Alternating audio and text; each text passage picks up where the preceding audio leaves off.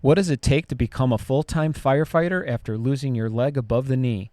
Grit, heart, and a refusal to quit.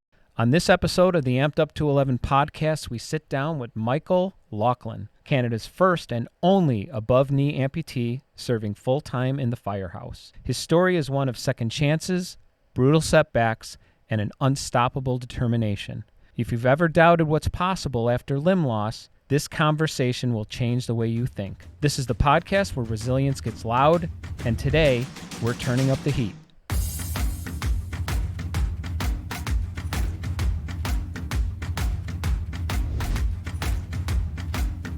Hey everyone, welcome to the Amp'd UP211 Podcast. We have Mike Laughlin here today. Mike, how are you, sir, on this fine morning in the summer? I'm good. I'm hot and just got off shift, so I was very sweaty, but I'm doing great. Thank you. Yeah, I see you're indoors, so that's probably a good thing. Nice and cool. Yes, the AC is on for sure. Yes, us as well in the studio from Joliet, Illinois. And we're having some record temps today in the Chicagoland area. And yeah, everyone out there, try to stay cool, get to a cooling station, do whatever you have to do to stay healthy and well.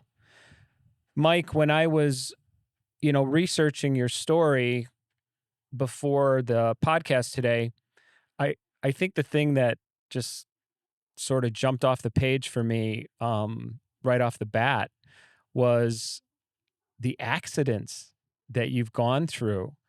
And being in a snowmobile accident and, really messing yourself up pretty good, but then to some years later go through what I consider to be kind of a freak occurrence, Right. by hitting a deer. Yeah, and it was more like it came out of the ditch and ran into me actually, and yeah, it doesn't happen a lot. No, because certainly I talk to many amputees that are, tragically lose a limb, due to a motorcycle accident. But you're the first that I've spoken to, that maybe took it broadside from a deer. And man, I would imagine that something like that, do you even know it's happening until after? Or did you kind of see it coming? Was it just one of those, oh my gosh, and then everything goes black? I mean, how would you describe that? No, I do remember, and I saw a brown flash in the corner of my eye, and the area I was living in at the time it's out north of Kingston, and there are deer everywhere, and I actually deer hunt in that area right Yeah. around the corner from me. So, and the spot where I actually got hit by the deer is a crossing, a well-known crossing, where I've almost hit deer in my vehicles before several times. So it's not, I knew they were there, but you would think the motorcycle sound would scare them away, but sometimes it spooks them, and that's how they run into vehicles too, right? Is it Yeah. spooks them and they go crazy and they run across in front. So yeah, I braced myself, got hit, didn't go down. And then once I got control of the bike again, because I got into a speed wobble, I look up and there's a 90-degree turn in the road.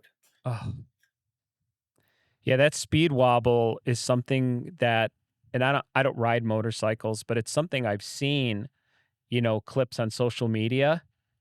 And man, it looks terrifying, It is. I'm an yeah. experienced rider, so I was able to actually come out of that. And I thought I had it, right? And then I look up, there's a turn, and I tried to make the turn. And when I say like I was turning so hard, the peg on my bike was scraping on the ground. So I was, you know, pushing the limits. And as everyone knows, if you hit some loose gravel at that time, it's over for you, right? And that's what Yeah. happened. The back tire touched the gravel and down I went. And the accident itself, that ended up in your amputation above the knee, by the way. And for those who don't know, Mike's from Canada, so hence, sort of the setting that this occurred in. And when you had that accident, was there a series of surgeries after that, or was it an immediate amputation? No, they actually reattached the leg. And when I woke up I was in a coma for 8 days. Oh And when I wow. woke up, it was in this big halo and it was reattached. and all put back together because I broke my tibia, fibula, snapped my ankle, broke a hole, and all the skin was off of it. It looked like Frankenstein's leg, and the knee was dislocated out. That's where it had come apart. So they put that all back together, but it was a lost cause. It didn't have any blood flow.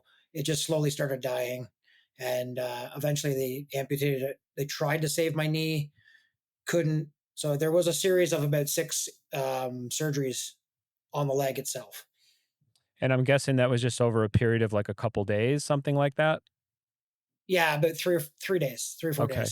I mean, I had surgeries during that 8 days in a coma. I had some other problems. I broke my neck in two spots, Oh, and I geez. broke my back in three spots on top of the leg. So they had put two 12-inch rods in my along my vertebrae in my spine and pinned it all up. So I was, they put me all back together. So there were other surgeries in there as well. Now, for our listeners, please bear in mind that Mike is an active firefighter. Okay. So we've got this preamble, right, of all these things that have happened. And I mean, you're looking at a guy that has overcome tremendous odds to still remain doing the thing that he was so determined to do, which was, I'm going back to work. And, I have to ask, and, so much of, I guess, the way I see it through my lens when I look at people like yourself, it's got to be it's got to be a mindset issue because when things happen to us physically, there's that loss, and suddenly we're tasked with adapting, right? Because okay, how am I going to do the things that I was doing before? And there's all these gaps that get filled in along the way, whether that's from a physical standpoint, a mental standpoint, a mechanical standpoint. But I always feel like the overriding factor is, well, what was your mindset through that whole process? And I mean, how would you describe it? So you're 100% bang on with that. If you don't have the mindset, if you don't have the determination, you won't overcome it. It's just simple as that. And so there wasn't a lot of doubt along the way. I had a couple days of, my life's over. How am I ever going to do this again? And then it was like, okay, suck it up. This is what's happening. You can't change it. So how are you going to beat it? And so I grew up playing sports my whole life, and I was always, on the best AAA hockey teams, and I won a national championship in fastball. 4 rugby championships, 4 football championships in high school. We won everything. I was always a team captain. I was a super jock, right? And my mindset was always win. And what do I have to do to win? And I don't care what it takes. And I think I attribute that a lot to it. Is when I was, put in this position, and it was either give up or fight. It was I'm going to fight because that's all I know, and I know how to do that very well, right? So I attribute it a lot to sports, and that's what got me through is that mindset is just never give up, never stop fighting the entire time. And I do that every day. There, as amputees all know, there's bad days where you're like, why me and this damn leg? And it's like, but you have to overcome that mindset. Instead of just taking it off and laying on the couch, you gotta be like, okay, I gotta keep going. So we do it every day. It's these little battles, right? Yeah, you're so right. And I just want to do a quick aside. Um, so I look at someone like yourself when you speak to competing, wanting to win. Um, and I'm certainly sure that along the way, even learning how to accept loss, because your mindset is what, right, lifts you out of that. We all have Right. defeats, and it's so dependent on our mindset to go, yeah, that's part of it. Because someone once told me success is built on a mountain of failure, and you have to be willing to take that journey to get there. So this might be a little bit out of left field. Someone like yourself, how do you feel about participation trophies? I'm going to be honest. I don't like them. Okay. I because I grew up in that old school where you know second was the first loser, and if you didn't win that, you have something you have to work harder, right? And it keeps you motivated to working harder. And if you're getting medals for not, just to participate, then you've got nothing to strive for. It's like, oh, I got a medal, right? It's just being mediocre, and I don't believe in that. And I know a lot of people don't like that, and they want everyone to be included, and I understand that part. But for the medals themselves, you've got to have something to compete for, right? Absolutely. And I'm really glad you were honest. And of course I follow your channel, and once I realized you were willing to come on and share your story, I started to follow more and really try to get into your messaging. And I thought, you know, he seems like a straight shooter to me. So I'm glad you just you proved that by saying, yeah, I don't like him. And I'm of the same thought. When I was growing up, it was there's a time to celebrate when you win, and there's also a time to suck it up when you lose and to do it gracefully. I mean, there was always that thing we did at the end of the game where you had to kind of like shake hands, and you almost had to kind of engage the person that had beaten you and say, "Hey, good game. You know, Yeah. I'm giving you your props right now and saying I can manage this." And I remember sitting in the car, my parents driving me home, and yeah, you're staring out the window going, "Yeah, I sucked today. I sucked." And Yep. now how am I going to bounce back from that? Because so often, resilience, character, grit, all of those things are built on losing by having a defeat that basically creates a call to action. Okay, what are you going to do next time? There was nothing better, even at a very young age. I remember being in like, damn, man, I remember being in like T ball and thinking, man, when we play those guys again, we're going to murder them. We're going to Isn't that win. funny you say that? Because I've got like five T-ball trophies from I started very young playing, and now I'm coaching my 5-year-old son's T-ball, Oh, that's awesome. and I run like drills before practice, and I'm pretty hard on them, right? But I want them to learn when they're out there, not just to we play these other teams that the kids are all piling up on top of each other, Yeah. and they're up there swinging the bat. No one's teaching them how to swing it properly, and I'm running it like a drill instructor, and I'm sure some people look at me and think I'm a crazy person, but I'm like, you know what? That's where it starts when you're a kid, is getting that structure and learning the proper way to do things. Yeah. I think discipline is born, it's sort of hardwired like very early in our lives. And those are the lessons that our fathers, and very often our mothers teach us to prepare us for life, which in some ways, not all, but in some ways, I say it's sort of a series of disappointments. And life is not going to go your way all the time. And amputees are a great example of that life experience because I find that some of the most interesting people are the humans that went through some form of trauma because Yep. it really defines you. It sort of recalibrates your trajectory as a person. And then suddenly it's like, okay, how do I want the world to perceive me? How do I want my kids to think of me when I'm gone? What is my legacy? What am I bringing to the world? And I think I think the question I want to ask you is, after having that brief uh kind of, oh, why me? We all have that, oh, my life is over. This, how am I going to figure this out? Um what was the moment where you said, I'm I'm going back to work? Not knowing So not knowing prosthetics, not knowing rehab, not knowing the adaptability measures that you'd have to take to to to perform at your job. Um, yep. walk me through that mental process. I remember it perfectly because the doctor came in. And this was after laying in a bed, not moving off my back for about 4 days, and my leg was dying. And then the doctor came in, and I knew what he was doing. He came in and he sat beside my bed, And I started crying because I knew what he was going to tell me. We're going to amputate your leg.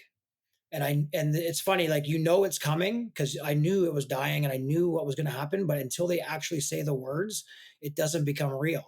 And it became real. And so I grieved with my family for about an hour, and we cried and we, did our thing. And then I remember it perfectly. I went, Dad, all right, enough. I said, grab me that iPad right there. And I had an iPad in the room. I said, grab that iPad and bring it over. And I said, look up what the best prosthetic leg in the world is, because I'm going to need that. And I had no idea about prosthetic legs, right? So Yeah. he types in best prosthetic leg in the world, and up pops this picture. And I'll tell you who it was. It was Nick Laverty, and he's standing there in his operator green beret get up and kit, right? And he's got this mechanical, like, robot looking Terminator leg. And I'm like, I need that leg right there, and I'm going back to work. And everyone was like, "Oh yeah, yeah." Like, they You're didn't like, actually, they thought it was loopy, right? Mike's like, do they sell that on Amazon? And I had no idea the price of legs either, right? Yeah. To me, it was like, oh, we'll just get one of them and we're good. Yeah. And that was the moment, right? It was just like, okay, a switch went off and I was like, okay, let's do this. What do I got to do? And lo and behold, 4 months later, I had my first Autobot X3, and Awesome. it was the same leg that we picked out an hour after I got the news. That's incredible. Yeah, Yeah. that's incredible, incredibly inspiring. And also, in a lot of ways, it's ridiculous. You know what I'm saying? I mean, it Yes. really is. And I know where you're coming from when people say, you know what, man? I just visualized it. I'm like, I'm going to wear that. I'm going to go back to my job. I'm going to be, two, two parts man, one part robot, and I'm going to do it. There's Yeah. nothing that's going to stop me. And And I I didn't know that. I didn't know what was, in front of me. Like, I still had to get my leg amputated. I still had to go through, like, all the pain and suffering and learning how to, like, I was 150 pounds. Like, I didn't know where I was starting, but I just knew where the finish was, and it was becoming a firefighter again, right? yeah, So it is crazy now that you make me think about it, to be honest. yeah. And I love that you said it was actually insane, because it is, looking back, right? Because someone, let's say there was someone, like, I don't know, in a bed next to you, like you were sharing a room, and they're hearing you Right. say this, and they're going, "What the fuck this guy's talking about?" Yeah. And meanwhile, I had a broken neck and a broken back, and my good leg has a titanium femur, Yeah. kneecap, 33 pins and screws, and I've got a titanium forearm from here to here. Jeez. So that was, I was working with already broken body at the time, which was, the doctors were worried about as well, because wow, you've only got this leg that's been rebuilt. That's your good leg, right? Yeah. And luckily, the surgeon that put that leg back together, he nailed it, because it's the strongest it's ever been. It's in good shape. I have no pain. And besides the huge scars on my leg, you wouldn't know I was ever in an accident. Yeah. And when you were adapting, to using a prosthesis, and knowing the rigors of firefighting, and sort of like all the boxes that firefighters have to check in terms of, being able to save lives, essentially. Um, I'm guessing, like, your fitness level has changed tremendously up until this point, because Oh yeah. I mean, like I said, I follow you, and I mean, you're not the kind of guy that can't make it through a doorway. However, you're the kind of guy that most people my age want to have that body. You know, they I they appreciate it. and I mean, it's just a nod to your dedication, and everyone wants to have that, but let's face it, Mike, like, a lot of guys aren't willing to go there to get it. Right. Because you have to go But after. You got the to way go I after feel it. is, absolutely. But being an amputee, in my mind, I have to be elite in every other aspect to make up for that, is the way I feel, because I don't want to let anybody down, and I don't want anybody at work to be like, well, he can't do that, or he shouldn't be here. So I pride myself on staying in the best shape everywhere else in my body, you know, to stay ahead. And so that's why that's where that comes from. That's where that drive comes from. And so I have no choice. In my mind, I have no choice but to be in the best shape of anybody on that fire department. And would you admit that that increase of your fitness level, really being in tune, very, very finely in tune with your body and what it does and how it moves, isn't that such a key component to adapting to a prosthesis? Oh, for sure. So there was a point where when I came back, I gained too much weight. I got up to about almost 250 pounds. I was strong, but to put that kind of weight on your prosthesis is not good. And my stump would fluctuate in size. And, anyways, and so, Marty Robinson, I call him my leg guy, at V2 Innovations, he was like, listen, you'd be better off around 200 pounds. I'm not going to tell you you have to do it, but that's where you would be better off. And so that's where I am now. And he was right. I'm so much more mobile. I'm just as strong, and it's just a lot easier doing stairs and doing all the stuff I do on the fire ground. If I wasn't, if I wasn't this way in this shape, it would be a lot harder. In terms of, the actual, duties, situational stuff, that firemen get themselves into. Ooh. I was, that reminds me, I was watching this documentary with my girlfriend this past weekend about that tower, that residential building in London that burned up. Um, Right. and it was really tragic because they apparently in the UK they have this stay put policy where they don't want people to leave the building.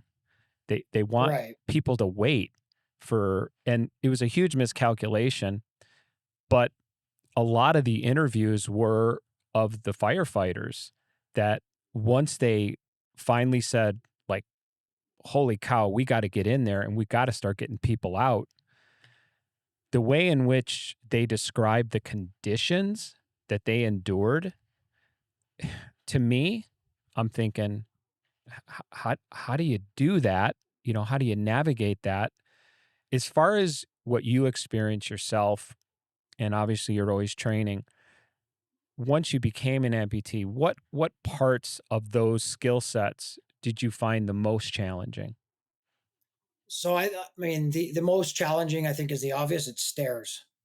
And so going down is fine. The X3 takes your load and eases you down to the next stair, right? So going down is fine, but going up with my bunker gear on, carrying 50 to 100 pounds, you're not going to be able to activate that leg to go upstairs. And the X3 is made to be able to walk upstairs. And in my shorts on an everyday with my running shoes on, I can do that. But with bunker gear and all the weight, it wasn't going to happen. So I had to figure out another way. And the other way was taking two stairs at a time with my good leg and just gritting my teeth and humping as fast as I can, trying to stay ahead of everyone else. And that's exactly what I do. So, we'll go to even an alarm call, and I've got a couple of young guys with me, and I'll just be going as hard as I can up those stairs to prove a point, right? I'm not going to be the guy waiting at the bottom. Um, and so that was the hardest for me and the adjustment. But the chief said to me, he said, listen, I understand you won't be able to do everything how everyone else does it, but if you can get the job done safely and in the same amount of time, then there's no problem.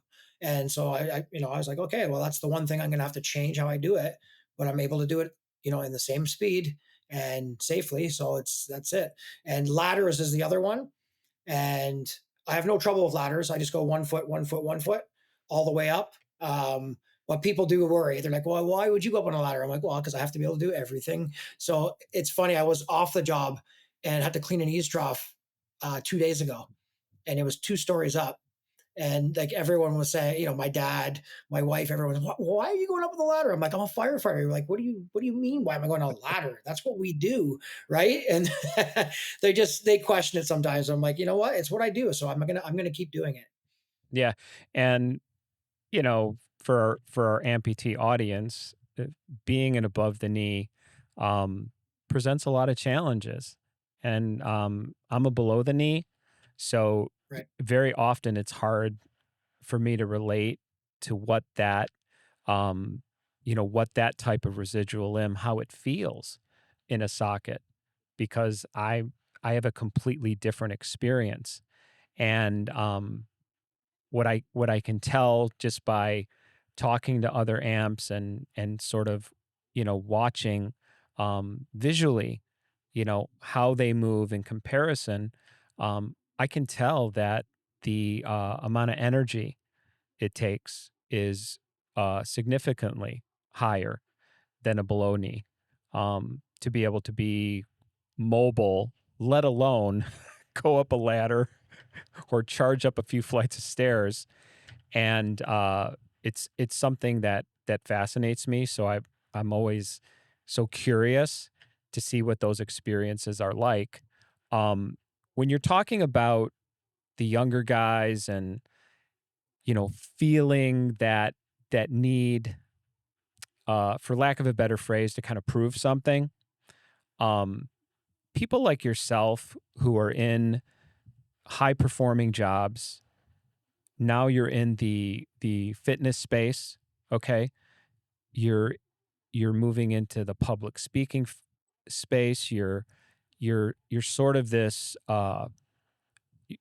you're growing in terms of your message and what you're bringing, not even just to the community itself, but now it's sort of reaching out beyond, those areas, because I would imagine that you're even interacting with able-bodied people about getting in shape.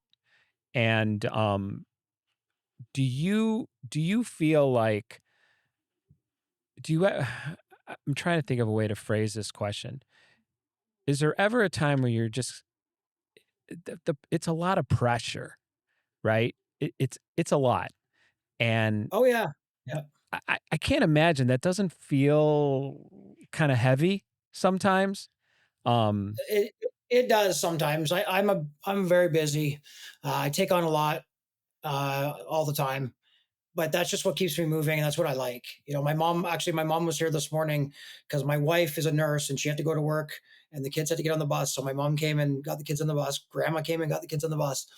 And she goes, "Why don't you just take the day off and do nothing?" I'm like, "Mom, I've got things to do. I got a podcast. I got to go jujitsu. I got right." I just started naming stuff, and she's like, "Just take the day off and do nothing." But it's just not in me. Like I just have to stay busy all the time, and that pressure, you just feed off it, right? It's like sports again. You just feed off the pressure, you know, and I just want to help people. That's the biggest thing now is the message I've been putting out are getting feedback, and the feedback from some people are like, "I saw your Instagram post, and I was depressed, and I didn't know what to do, and I didn't know if I wanted to go on, and then I saw your Instagram post, and it changed me, and now I want to do." And it's like, how can something I said do that for someone? And if in that case, if it's doing that for someone, I want to do that more. I want to help people. So there's no better feeling than helping someone, and it's happened a lot lately. So now it's giving me more motivation than ever to get yeah. myself out there, not just to Kingston, not just to Canada, but the world. Yeah, no, and I appreciate you saying that. And what I appreciate even more is that you've been transparent in your video blog where you said, like, there's times I don't want to do this. Like, I, I, I don't want to film a video today. I'm not in the mood. Um, but I'm going to do it anyway because I know that this message is important. And some people are using this for strength and guidance and, you know, quick tips about, how to get themselves in the right lane and how to build momentum. And so much of what you do kind of breaks it down into like a simpler form, let's say for someone who's just starting out. So, in the spirit of that, I'm going to try to get some like free fitness advice from you right now, if you don't mind. Perfect. Yeah, no problem. So, I was um I was sick for like 4 years. And one of the things that was just remarkable that I noticed, getting well again, was how much of my muscles had atrophied. Um, Yeah, how parts of me that were once, kind of plump and robust and strong had just faded away, like as if they were gone, like invisible. And I would look at myself and think, well, I'm like unrecognizable now. Like I don't know whose body this is. And given that I'm in my 50s and wanting to build, you know, lean muscle mass. So if you said, okay, Rick, what are you trying to do? I'm trying to build lean muscle mass. I'm not necessarily trying to gain bulk. Okay. Right. Yep. I don't want to be, the Hulk or something, but within, so like right now I tend to hover between like 165 and 170. If you said I could find a way to get you, let's say, a little closer to 180, but you'll be, lean, it won't be in Yep. your middle section. It'll be distributed properly, um, and I want to improve, my flexibility, but overall, overriding everything, I want to improve my strength, right? Because as men, I mean, we really feel good when we feel strong, when our Absolutely. when our grip strength is good, when we feel like, you know, getting out of a chair or quick movements, we're not, off balance, we're solid. So what would be, and I'm not looking for, you to give me all my secrets for free, but what would be the 3 or 4 things that you would say, okay, right away, this is what you got to do? I'll give it for free right now, and this is for everybody because it works the same for everybody. Yeah. You've got to eat right. Okay, so you got to eat your body weight in protein every day in grams. So if you're 170, 170 grams of protein. You want to stay under around 200 carbs. Okay, so you really got to track your meals, and you want to pre-make your meals, or at least know what you've got in the fridge to make, so you're not left out like, oh, I have nothing, I'll just make a grilled cheese, right? You got to make sure the food's there. Food is 80 to 90% of what you're going to do with your body, and I found that I struggled so long, and so with the same thing, I ate whatever I wanted, and I was over calories every day. So how are you going to lose weight, right? How are you going to get abs? And then if you're not getting the protein in and feeding your muscles, you're not going to gain that muscle mass. So we'll tweak this later on, maybe after the podcast. And then what I want you to do every single day is when you wake up in the morning, you get out of bed, I want you to do 100 push-ups. And Like now right I'm not away? saying 100. I'm not saying 100 in a row, but I'm saying you get out of bed. I don't know what you do. You go down and maybe get a coffee, do 20 push-ups, do as many as you can. Okay. Take a couple sips of coffee, wait a couple minutes, pound in another 20, and get that 100 in every day. Before you know it, you're going to roll out of bed, you're going to bounce down, you're going to do 50, and then you're going to do another 50 in a row.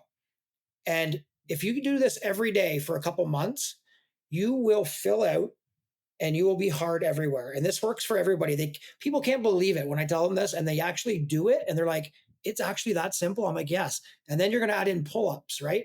This is body weight stuff, pull-ups, and then start doing burpees. You're going to have to get a little more time for this, right? This is going to be your 20-minute workout. Yeah. Pound out 50 burpees and 50 pull-ups. And maybe you can't do 50 in a row, obviously, but you can do 10 in a row, and then 10 in a row, and then 10, right? And stack them up. And it's that easy. You don't even need a gym. I tell everyone this. You don't need a gym. You need consistency. You need to do it every day.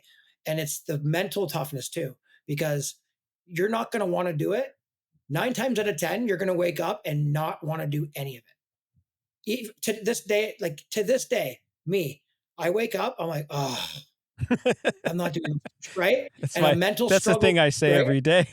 Oh no. And a mental struggle starts right there. And I'm like, nope, you're not going to beat me. And I bounce down and I do my 100 push-ups. Yeah. And honestly, I only work out twice a week in the gym with weights twice a week. And I look like I do because of that, because I work out every day, but some of it's just, that disciplinary stuff that I do in the morning. And it takes me like 20 minutes to do my burpees, my push-ups, and my pull-ups. Yeah. See, it's simple, right, It Brian? really is. But you got to eat well. You got to eat well. And I cut out drinking is the other thing. A year and a half ago, I cut out drinking. I Yeah, I was don't never a have big that drinker. problem. No, I don't drink. So You don't drink? Well, then you're ahead of the game. You're ahead of a lot, 90% of people. yeah, don't Um, drink, don't smoke. I don't none of that stuff. Not well, like I said, you're way ahead just doing that alone, just being a clean living guy. So you add in the good eating and the get your macros on point, you're going to be fine. yeah, I appreciate that. And that's a great message for everyone out there that's a little stuck and wanting to feel good because I mean once I got a little older, it's not even so much about like how I look as much as how I want to feel. Uh, I we all recall when we're like 18 and we literally bounce out of bed, like boing, like just go. And there's nothing more sort of depressing than, waking up middle aged and, every time I have friends where it's like every time they move, it's this sound like this. "Ugh, ugh." Yeah, I'm thinking, yeah. oh my gosh, I do not want to be that person. I know the exact thing you're talking about. I was listening to someone do it the other day, and I'm like, yeah, you're only like 30 years old, and you're like, sound like you're 100. My goodness. I know, Yeah, like, but come you on, know what? That man. mental toughness. If you get up and do those things every morning, you already had a win that day. Yeah, If you overcame saying no, I'm not doing it today, you overcame it, did them. You've already got a win under your belt by 7, 8 o'clock in the morning. yeah, Honestly, that sets you on the right tone for the day because you're like, yes, I got that in. I worked out already. Even if I don't make it to the gym later, yeah, I've already done something that's positive for myself, right? yeah, for sure. And that's just a, great support system. And, that kind of leads me to my next thought, which is, um, you're a family man. I mean, you have kids, your wife, what role do you feel like they played in so much of who you became, after um you went through that trauma, after losing your leg and sort of setting that path of, okay, I'm going to get there, Well, how would you describe it? this is the best part of the entire story I tell. So I'm going to tell it. And so I was in St. Mary's Hospital in rehabilitation. I hadn't got a leg yet. I was 150 pounds, a beard, long, greasy hair, because I'd been in the hospital for 2 months, and no shirt on. I'm in a wheelchair, and I got a neck brace on that I've got to wear for 4 months because my neck was broke, and it was fractured in two spots. And so no leg, right? And I just had like shorts on. And I'm wheeling around, and I was a single guy. I was a 36-year-old single guy. So I was wheeling around looking for hot nurses. I had nothing else to do. And my physio was done for the day. And so I I'm wheeling by this one room, and I look in, and there's a nurse standing there over her patient. And I went, oh my goodness, that's the most beautiful woman I've ever seen.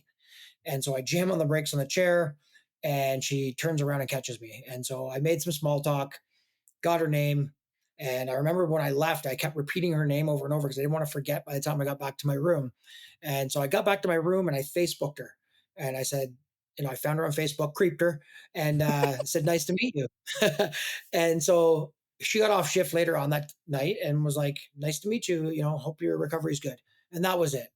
And so a few months go by, and I've got my leg, and I'm starting to get in pretty good shape, more myself. And she had posted something on Facebook. So I commented, and we started chatting a little bit. And I was like, screw it. And I asked her on a date, and she said yes. And I figured, you know what? She was just being nice to this poor guy that just ruined his life and wrecked himself. And so we went on a date. We went for coffee, we went for a walk, and we walked back to the cars. And I did the worst thing you can possibly do on a date. Uh-oh. I looked her in the eyes, and I said, I want to marry you and have children. And she went, okay, and got in her car and drove away and ghosted me. I was going to Wouldn't say, answer my and calls. deleted your phone number. Yes. And so I'm like, oh, I might have overdone it there, right? Yeah. Anyways, I was like, you know what? I got my date. I was happy. That's all I expected, anyways. And so yeah, I got ghosted for a couple months. Meanwhile, this girl was thinking this for this full 2 months, every morning waking up thinking about this guy, going, why would he say that? And is there more there? And why do I keep thinking about him? I don't, why, there's no reason. I don't want to be with this guy. He's crazy. And so she calls me and she says, I'm going to give you another shot, but pump the brakes and, Pump the and brakes on let's the go on another. kids. Yeah, exactly. And so but then I find out she has a kid, right? Mm, And the daughter she had at the time was 6 years old and had Down syndrome. mm.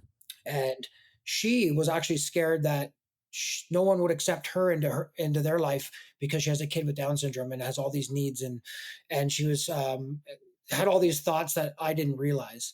And so, you know, the rest is history. We got married in 2018. We had our boy Lincoln in 2020. Kiana's 14 now. She's in high school and she's very high functioning, Down syndrome. She's the life of every room she walks into, and it's actually what I needed. This goes back to your question: is meeting her.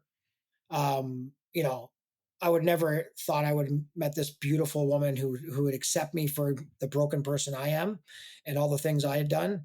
And but I needed her and I needed Kiana. Uh, no matter what, Kiana is happy, and you can have the worst day ever, and she's hugging you and saying she loves you. And I needed a family like that. I needed that support. And I remember Angela's my wife, and she sat me down. And she said, "Today, you're going to decide. You're going to be with me the rest of your life, and you're never going to touch any painkillers or drugs again." Because I had a bout with painkillers, as if you had read my story, Yeah, I did. from the accidents that came along with it. And you're never going to look back. And that day I was like, yep, 100%. And I've never looked back from that day. I've never ever would think about doing drugs again. And and I'm a loyal husband to her, and I love her, and I think I'm overachieving, so I'm never gonna. Why would I ever do that? But they play the biggest role in my life. That was the turning point in my life. If I hadn't have met Angela, I really do believe I'd either be dead, or I wouldn't be a firefighter anymore, and there would there'd be consequences for the way I was living my life. And that's she gave me the ultimatum that ultimately changed my life. Yeah, that's awesome. Yeah, and that is important to note that that Michael went through some battles with addiction, and obviously with a lot of people that go through major surgery, painkillers can enter the mix, which makes life very complicated, necessary for recovery, but that's a slippery slope for a lot of people. And post amputees sometimes struggle as well because there's an emotional component. Some people turn to drugs, some people turn to alcohol. These are the real life struggles that we all face. And these things, they're not easy. And sometimes you know and pick your poison. I mean, it can be drugs, it could be food, it could be excessive behaviors that you're engaging in because we're trying to distract the pain. We're Right. trying to fill the void of what's been lost. And, I appreciate you recognizing that, having someone as special as your wife in your life, and obviously now, your kids as well, Yeah. serve as that sort of mortar between the bricks of life, the wall of life that you're building. And I have seen a few of your videos where Lincoln's in them, and those are cool, man. I love the way you kind of like get him involved, and he's he he he's kind of like honestly hamming it he up a little bit. Oh yeah, yeah. He loves the camera, but honestly, your kids, they do what you do, and they watch what you do. And he watches me go out in the gym. We have a home gym out in the garage, and he watches what I do. And I'll go out there, and he'll be out there working out That's on his awesome. own, doing pull ups, doing push ups. The kid was doing proper push ups at 4 years old, like no flexing of the butt or anything, straight planked, perfect push ups at 4 years old. Wow. And it's because he watched me do them every single morning when I get up. And before bed, I do push ups as well. Yeah. And, when he sees that every single day, he's going to be like, oh, I'm going to do those too. Right. Yeah, and you're showing him the right form, because if he was doing it wrong, you're like, oh, I must not be doing it right. He's trying to be like dad right now, you know? Yeah. The question I want to ask you before we start wrapping up is what would be the advice? Let's say I'm a week post-op, just had an amputation, and I'm in that dark space, and I come to you and I say, well, what advice can you give me moving forward? The biggest piece of advice I give any amputee is you need to have connection. You have to have a support system. You can't do it alone. And you wouldn't believe the amount of amputees that I've met that just needed to talk to another amputee to know that it's okay. You're not alone. You can do this. And I just tell them, you know what? It's all up here. If you want to do this, you can do it. It's going to be tough. There's going to be times where you doubt yourself. There's going to be, more bad days than good days sometimes, but you can do it because there's lots of us out there that are living proof. But the biggest thing is they just need to reach out, ask for help, get someone, get a support system in place. Because as you know, I'm sure you've had people come to you too and be like, you know what, I didn't know I could do this, I didn't know I could do that until I talked to you. And I've went to the hospital many times and talked to new amputees that were depressed, laying in bed, and they're like they won't get up, they won't do anything. Half an hour later, after talking to them, they're on the edge of their bed telling me that they're going to do this, they're going to do this, I'm getting a leg, it's all it takes is connection. And that's the biggest thing, is reach out, ask for help, and connect with somebody. Fantastic advice. How would you recommend people reach out to you, either through socials or through your website? Can you give out that information? Absolutely. So at Firefighter Amp on Instagram is the best spot. That's the one I tend to the most. I'm on Facebook, Michael Laughlin, Untap 60, which is right here, and it's the book that I've got one right here. That it fell over earlier, but our book, that's our speaking. So it's keynote speaking, public speaking. It's also courses on bettering your life. These courses were made like specifically to be different, to help people, because it's the stuff that I used to get through my experiences, my ups and downs in life, right? So I know they work, and like I said, they're courses, they're cheap to get, but they're very valuable in life. And so you can get me on any one of these platforms. www.limlossfitness.com is my fitness. It's my fitness business, and I do help able-bodied people. I know you said it earlier. You're probably helping other people. Of course, I do. I help junior hockey players. I do sometimes, and anybody that wants to get in shape, because it's the same formula, right? I just adjust things for amputees. That's all. Thank you so much, Michael, for everything that you bring to this space. You are proof that with the right mindset, anything can be accomplished.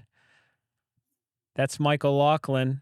I'm Rick Bontkowski. This is the Amp'd UP211 Podcast, and I want to wish everyone health and happiness. We'll see you next time.